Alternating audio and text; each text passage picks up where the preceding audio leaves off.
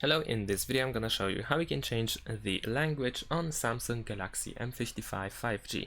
So the first thing that we need to do is open the settings. In the settings you want to scroll down until you find General Management and then go there.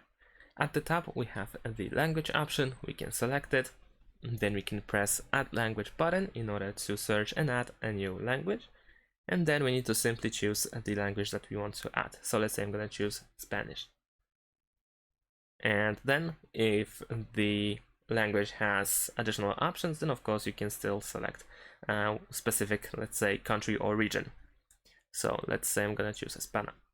And now over here we can immediately set it as a default language. So let's do this, set as default. And now we should have our device in the new language. Now let's go back to the settings.